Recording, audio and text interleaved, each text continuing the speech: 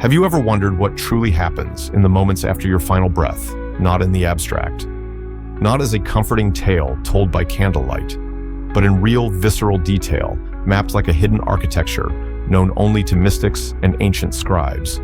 There exists a book, ancient beyond measure, whispered about in the secret chambers of Tibetan monasteries, referenced in cryptic symbols, painted on Egyptian tombs, and hidden in plain sight within the verses of sacred texts across cultures. A book that dares to outline not only what happens when we die, but what we become. It does not speak in metaphor alone. It provides a detailed roadmap, one so precise it has been used for centuries to guide souls through the afterlife. Some call it the Book of the Dead, but that name is only a veil.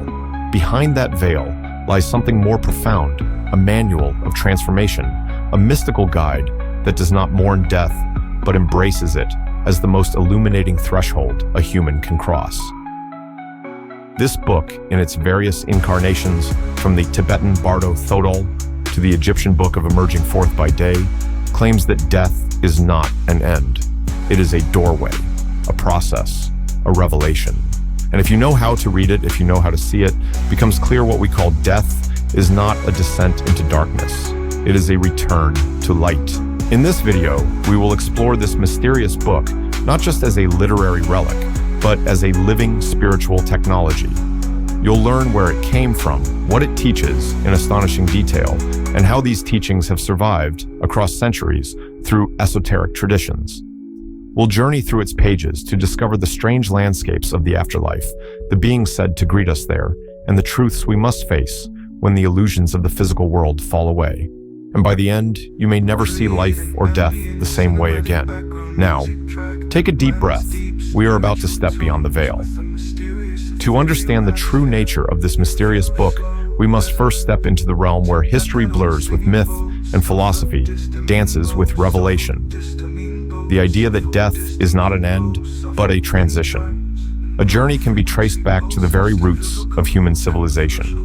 And in nearly every corner of the ancient world, we find echoes of this belief carved into stone, inked on scrolls, and whispered through priesthoods that guarded sacred knowledge like fire. Let us begin in Egypt, where the earliest known version of such a book was meticulously etched onto the walls of pyramids and later transcribed onto papyrus scrolls. Its name in the ancient tongue was Ra-Nu-Pert-Emhru, translated as the Book of Coming Forth by Day. Unlike the grim, sorrow-filled depictions of death that modern culture often projects, the Egyptians saw the afterlife as an awakening, a luminous rebirth into a higher plane. The dead were not mourned as lost, but prepared, instructed, and equipped with spells maps and incantations that would help their soul navigate the treacherous journey through the duat, the underworld toward judgment, and eventually union with the divine light. Thousands of miles away and centuries later in the snow-covered mountains of Tibet, another sacred manuscript was composed not by scribes, but by visionary monks. The Bardo Thodol, often called the Tibetan Book of the Dead, was not a book in the traditional sense, but an oral transmission, a spiritual script read aloud to the dying. It guides the consciousness through the bardos, the intermediate states between death and rebirth. What's astonishing is the level of detail, luminous beings shifting landscapes, born from the mind's projections and specific windows of opportunity for liberation. This was not theory, this was practice. These teachings were considered vital training for death, so that when the moment came, the soul would not wander blind, but move with awareness, with purpose. Even the Greeks had their version. The Orphic Mysteries, lesser known yet profoundly esoteric, spoke of golden tablets buried with initiates. These tablets contained instructions for the soul in the afterlife, where to go, what to say, what to avoid. In Plato's dialogues, the soul is described as immortal, cycling through death and rebirth, with memory wiped, unless one had been trained in philosophy, the love of wisdom, which could lead to remembering the truth of existence and escaping the wheel. Across cultures, Hindu, Sufi, Gnostic, and Hermetic, the same message emerges: death is not a disappearance, but a shift of frequency. And those who are prepared can use this shift as a spiritual launchpad. But here's the common thread, the hidden vein running through all these traditions. Each of these books, these teachings insist that the afterlife is not external, It is not a place out there, like a city on a map. It is within you. The terrain of death is carved from your consciousness. The demons and angels, the tunnels and lights, they emerge from your mind just as a dream arises when you sleep. And this is why the mysterious book that explains what happens when we die is so much more than a guide to some distant reality. It is a mirror, a mystical key, a warning, and a promise. Because if what you experience after death is determined by the clarity of your mind and the purity of your heart, then life itself is your training ground. And these ancient books, they are the manuals. Now that we've peeled back the historical and philosophical layers, it's time to open the first pages of this mysterious book, figuratively and spiritually, and explore the journey it outlines step by step. Imagine this. You are lying still. Your breath has slowed. The body grows cold, and with one final exhale, something unhooks softly, silently. You do not fall into blackness. Instead, you rise. Lightness replaces gravity. And for a moment, you're suspended not in a place, but in a presence. This is the first moment after death, and the mysterious book begins its revelations here.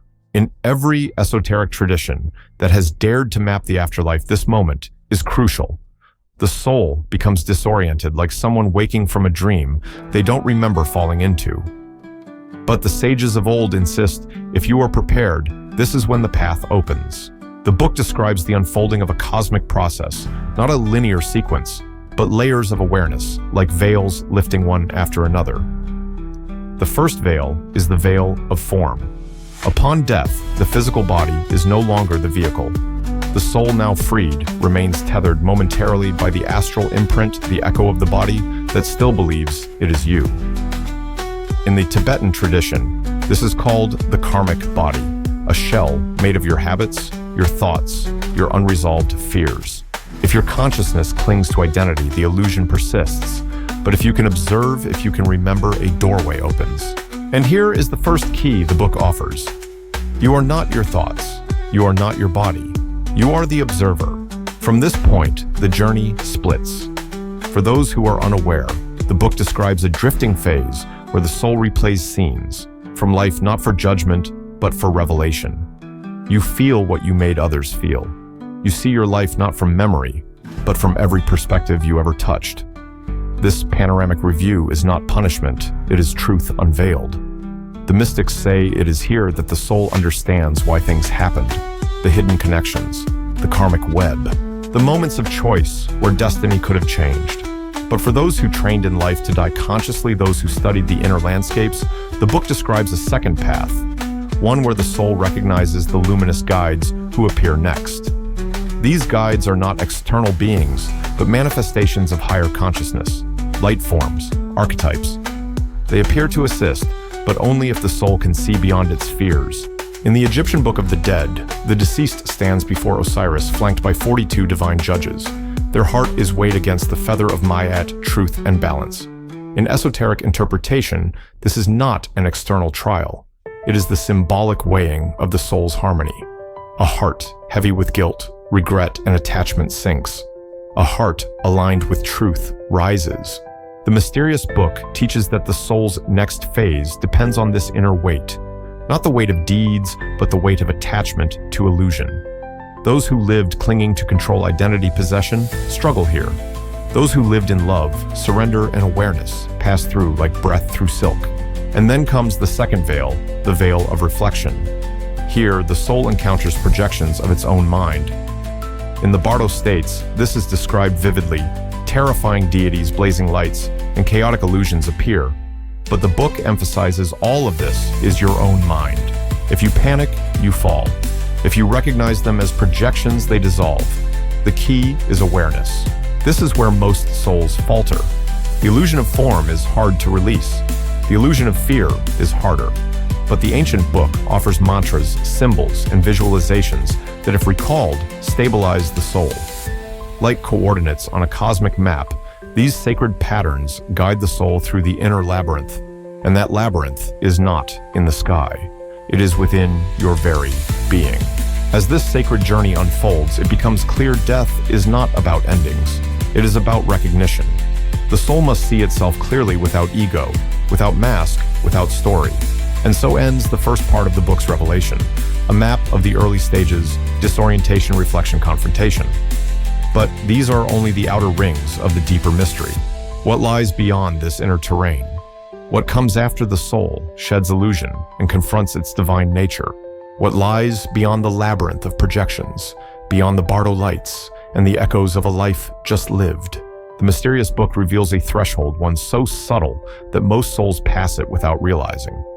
This threshold is the crossing point between the lower planes of mind and the higher realms of consciousness. It is not guarded by angels or demons, but by your own capacity for truth. To cross it is to leave behind the remnants of human perception and step into what the mystics called the field of pure awareness. In the ancient Upanishads, this realm is alluded to as the Antar Atman, the innermost self, beyond thought, beyond time. The book mirrors this idea, describing a space not made of matter or memory, but of frequency and light. Here there are no bodies, no faces, no names, only vibration, only essence. And each soul vibrates according to its spiritual development, its alignment with universal principles. But this is not yet the end. The book speaks of the Hall of Echoes, a mysterious realm where the soul encounters not its past, but its potential. Here, the soul is shown visions of what it might have become: paths not taken, wisdom not pursued, love not fully given. These are not punishments, but revelations. And the soul, if mature, integrates these truths without shame. The wise call this the harvesting of soul fragments, the reclaiming of the unlived parts of you. Once the soul reconciles with its full self, it moves into the most enigmatic part of the journey, the plane of choice. This is where destinies are decided. According to the book, each soul arrives at a juncture with 3 doors. One leads to rebirth. One leads to what the mystics called union, the return to the source. And one leads to service, a path where the soul becomes a guide, a protector, a spiritual presence for others still in the world of form. These choices are not made lightly. They are not made by thought, but by resonance. Your vibration chooses the door, not your will. The Book of the Soul, referenced in Gnostic and Hermetic traditions, aligns with this idea. It teaches that the soul knows its path intuitively because it has already chosen it before. Life was the remembering. Death is the return. But not all souls are ready for that final union. For many, the weight of karma pulls them back toward the material world. The book explains this with astonishing clarity. Rebirth is not punishment, it is purification. The soul longing for experience chooses to return, but the realm it returns to matches the energy it carried at the moment of death. If you died with anger, your next life will be colored by it. If you died in peace, the fragrance of that peace follows you. And so, preparation for death is not about rituals. It is about how you live. Yet for the rare few, the book describes the crossing into the sea of light, a final dissolution where the soul sheds even its spiritual identity. It merges not into nothingness, but into everythingness. There is no you here, only unity, pure presence, infinite intelligence. It is said that those who reach this realm no longer incarnate. They become part of the divine intelligence that guides the evolution of all life. This is the mystery that all esoteric teachings have hinted at, that death is not a fall into oblivion, but a spiral upward through dimensions of truth. A return to what you always were, but forgot a spark of the divine, cloaked in illusion, now waking from the dream of separation. And the book closes this part of the journey with one final truth. You do not go somewhere when you die. You remember who you are. That is the revelation. Not a place, not a punishment, not a paradise, but a remembrance, a realignment with the eternal self. And so, we stand at the edge of that knowledge, not with fear, but with awe. So, what does this mean for us, the living, the breathing, the questioning beings, walking the narrow path between mystery and memory? If death is not an end, but a great remembering, if the soul passes through realms shaped by its own vibration, then life this moment becomes sacred preparation. Not in fear, not in superstition, but in clarity. The mysterious book is not only a map of the afterlife, it is a mirror held up to the now. It speaks again and again of one central teaching. The way you die is shaped by the way you live, and thus every action, every thought, every breath becomes a brushstroke painting your path beyond the veil. But how do we prepare? How do we live a life that awakens the soul so that when the moment comes, we move not in confusion, but with calm awareness? 1. Cultivate consciousness daily. The book speaks of lucid living, the practice of awakening inside the dream of life. Just as one can become lucid in a dream, you can become deeply present in ordinary moments. Begin by witnessing your thoughts instead of becoming them. Observe your reactions, your emotions, your patterns. This is not detachment, it is divine participation. The more conscious you become now, the more conscious you will be in death. Practice. Spend 10 minutes each day in complete stillness. Sit, breathe, and simply witness the parade of your inner world. Do not judge, do not react, just watch. This builds the muscle of awareness, the very muscle you will use in the afterlife to navigate the bardo and the hall of echoes. 2. Purify emotional residue. The book warns of one thing above: all unresolved emotion becomes your prison in the afterlife. Anger, guilt, hatred, and regret form magnetic patterns that pull the soul back into karmic repetition. Forgiveness is not just a virtue, it is liberation. Practice. Write a letter to someone you have not forgiven. It could be someone else, or it could be yourself. Do not send it. Burn it, bury it, offer it to the wind. The act is not for them, it is for your soul. It severs the karmic cord and lightens your energetic imprint. 3. Harmonize with universal laws. The book frequently references what it calls the 6 mirrors, universal laws, that reflect your internal world through external experience. These mirrors are the mirror of judgment. What you judge reflects what you fear. The mirror of resistance. What you resist persists. The mirror of recurrence patterns. Repeat until integrated. The mirror of present emotion. The outer world reflects your dominant state. The mirror of forgotten love. What triggers you often hides forgotten self-love. The mirror of divine timing. Everything arrives when you're truly ready. Practice. Choose one mirror each week. Reflect on your life. Journal your patterns. Observe without blame. This realigns your life to cosmic truth, which in turn shapes your death passage. 4. Develop the inner eye. The mysterious book speaks of the inner senses, especially the third eye as the compass of the soul. In death, it is the inner vision that guides you, not the physical one. Train it now. Practice. Visualize light in your forehead. Imagine a glowing orb between your brows. Breathe into it. Ask it to show you truth. Over time, this center awakens and reveals intuitive insights, preparing you for the subtle dimensions beyond form. 5. Create a ritual of completion. Every night before sleep, act as if you are dying.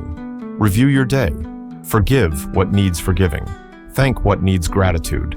Let go of what you do not wish to carry into the next day or the next life. This sacred ritual of nightly death trains the soul for the great departure. It is not morbid, it is magnificent. The soul that dies daily lives fully, overcoming challenges. The greatest obstacle is distraction. The modern world pulls you outward toward noise, validation, and endless doing. But the wisdom of the book urges the opposite: return inward. Reclaim your stillness. The afterlife is not prepared for in a rush, but in quiet contemplation, in choices made from the heart, in a life lived in resonance with truth. And remember, you don't need to be perfect. You only need to be honest. Honesty with yourself opens all doors.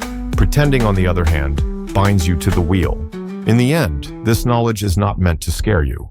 It is meant to empower you. You are the architect of your soul's journey. You are the author of the final chapter. And what you do now writes the pages of your return.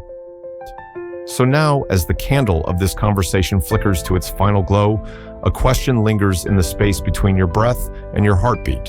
What will you do with this knowledge? You've just glimpsed the echoes of an ancient manuscript, one that has haunted the margins of human consciousness for millennia. A book that does not merely explain death, but dares to map the invisible, the unseen contours of the soul's departure, and more importantly, its return. We explored what the book reveals: that death is not an end, but an unfolding; that consciousness is not extinguished. It transitions, shedding one layer to walk through another. We saw how judgment is not wrathful, but reflective; how the bardo is not a punishment, but a mirror; how the soul does not fall into darkness, but into the shape of its own truth. And now the wisdom turns back to you. Because what happens after this life begins with what you do within this one. Live not with fear, but with reverence. Practice presence not as an escape from death, but as a rehearsal for eternity. Cleanse your emotional slate, not because you fear consequences, but because peace is your natural state. Train your inner eye, not just to see other realms, but to finally see yourself. The mysterious book says this: he who knows how to die before dying will never die. You are not a fleeting name. You are not a passing shadow. You are a soul learning to remember itself in a world that teaches forgetting. And one day when the final breath leaves your lungs and the veil is lifted, you will not be confused. You will not be lost. You will walk through the gates with your eyes wide open, your soul radiant, and your memory intact. Because you prepared, because you lived awake, because you knew the truth. If this video stirred something ancient inside you, if it lit a spark you can't explain, then do not let that flame go dim. Reflect, contemplate, practice, remember, and when you're ready, we'll go even deeper. There are other books, other secrets, other maps to the unseen. But for now, rest in the knowing. Death is not the opposite of life. It is the gateway to the truth of who you really are. Until next time, stay awakened, stay curious, and above all, stay eternal.